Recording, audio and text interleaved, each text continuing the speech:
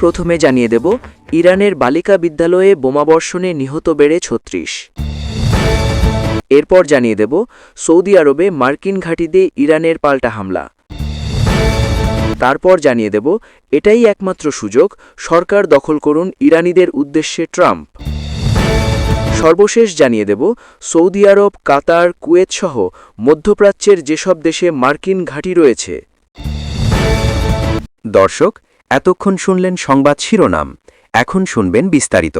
তবে বিস্তারিত শোনার আগে এই ভিডিওটি কোথা থেকে দেখছেন তা অবশ্যই কমেন্টে জানান এবং নতুন খবর সবার আগে পেতে চ্যানেলটিকে সাবস্ক্রাইব করুন। তাহলে চলুন শুরু করা যাক। দক্ষিণ ইরানে একটি বালিকা বিদ্যালয়ে যুক্তরাষ্ট্র ইসরায়েলি বিমান হামলায় অন্তত ৩৬ জন ছাত্রী নিহত হয়েছেন। ইরানের রাষ্ট্রীয় বার্তা সংস্থা IRNA এর বরাতে এ খবর জানিয়েছে নিউজ 18। শনিবার ২৮ ফেব্রুয়ারি যুক্তরাষ্ট্র ও ইসরায়েলের চালানো বৃহত্তর হামলার অংশ হিসাবে মিনাব শহরে এই হামলা সংঘটিত হয় বলে জানা গেছে। ইরানে যুক্তরাষ্ট্র ও ইসরায়েলের অভিযান শুরুর পর এটি প্রথম হতাহতের ঘটনা।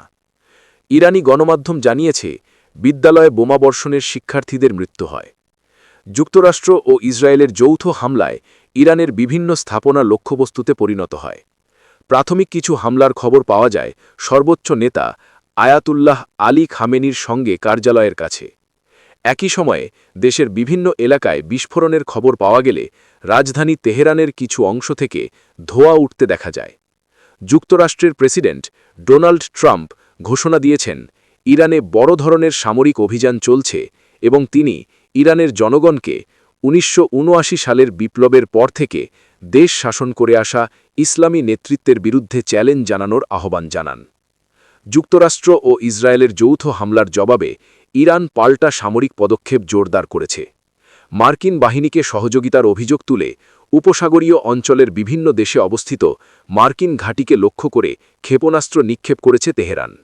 সর্বশেষ খবরে জানা গেছে সৌদি আরবে অবস্থিত একটি মার্কিন সামরিক ঘাঁটিতে হামলা চালিয়েছে ইরান। দেশটির সর্বোচ্চ নেতা আয়াতুল্লাহ আলী খামেনির নেতৃত্বাধীন সরকার এই অভিযানে জড়িত বলে আঞ্চলিক সূত্রগুলো জানিয়েছে।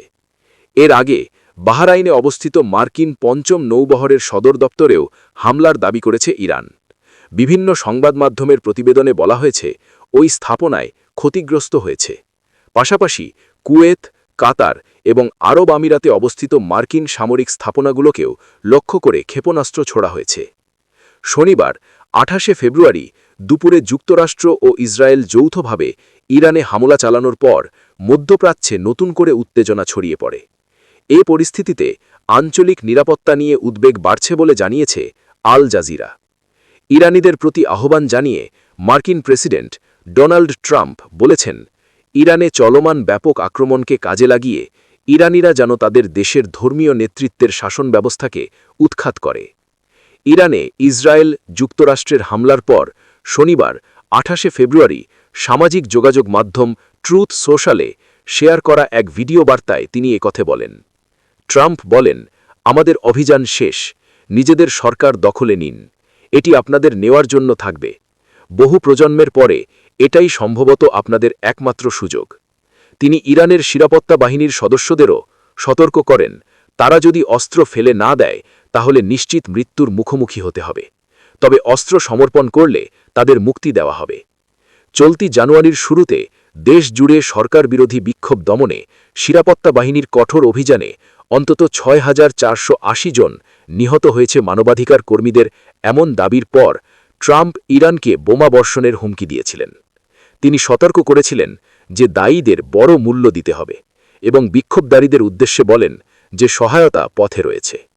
তবে কয়েকদিন পর প্রেসিডেন্ট জানান, ইরান সরকারের কাছ থেকে তিনি আশ্বাস পেয়েছেন যে হত্যা বন্ধ হয়েছে এবং তার দৃষ্টি সরে যায় দেশের পরমাণু কর্মসূচির দিকে, যা নিয়ে পশ্চিমা বিশ্বের সঙ্গে দীর্ঘদিন ধরে বিরোধ চলছে। মধ্যপ্রাচ্যে ইরান ও যুক্তরাষ্ট্রের মধ্যে চলমান উত্তেজনা এক ভয়াবহ রূপ নিয়েছে। শনিবার ২৮ ফেব্রুয়ারি যুক্তরাষ্ট্র ও ইসরায়েল যৌথভাবে ইরানে একাধিক শহরে বোমাবর্ষণ করার পর তেহরানও পাল্টা জবাব দিয়েছে। ইরান থেকে ইসরায়েল এবং মধ্যপ্রাচ্যের বিভিন্ন দেশে অবস্থিত মার্কিন সামরিক ঘাঁটিগুলো লক্ষ্য করে ঝাঁকে ঝাঁকে মিসাইল নিক্ষেপ করা হয়েছে। এই পাল্টাপাল্টি হামলার জেলে ওই অঞ্চলের আকাশপথ বন্ধ করে দিয়েছে বেশ কয়েকটি দেশ। গত কয়েকদিন ধরেই বিভিন্ন রাষ্ট্র তাদের ডিপ্লোম্যাট ও নাগরিকদের মধ্যপ্রাচ্যে মার্কিন সংঘাতের বিষয়ে সতর্ক করে আসছিল। অনেক দেশ ইতিমধ্যেই তাদের নাগরিকদের দ্রুত ওই এলাকা ত্যাগের নির্দেশ দিয়েছে। ইরান আগেই হুঁশিয়ারি দিয়েছিল, আক্রান্ত হলে তারা পুরো অঞ্চলে ছড়িয়ে থাকা মার্কিন সামরিক স্থাপনাগুলোকে লক্ষ্যবস্তু করবে।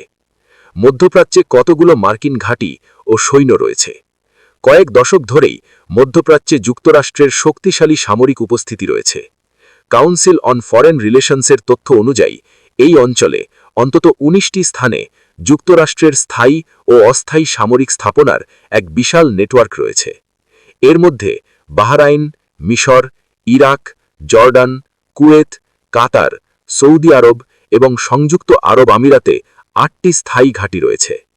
১৯৫৮ সালের জুলাই মাসে লেবানন সংকটের সময় প্রথমবারের মতো মধ্যপ্রাচ্যে মার্কিন সেনা মোতায়েন করা হয়েছিল। সে সময় প্রায় ১৫,০০০ মেরিন ও সেনা সদস্য সেখানে অবস্থান করছিল। ২০২৫ সালের মাঝামাঝি হিসাব অনুযায়ী বর্তমানে মধ্যপ্রাচ্যে ৪০,০০০ থেকে ৫০,০০০ মার্কিন সৈন্য মোতায়েন রয়েছে। বড় স্থায়ী ঘাঁটি ছাড়াও ছোট ছোট সম্মুখবর্তী সাইটগুলোতেও এই সেনারা ছড়িয়ে আছে। কাতার, বাহরাইন, কুয়েত, সংযুক্ত আরব আমিরাত এবং সৌদি আরবেই মার্কিন সেনার সংখ্যা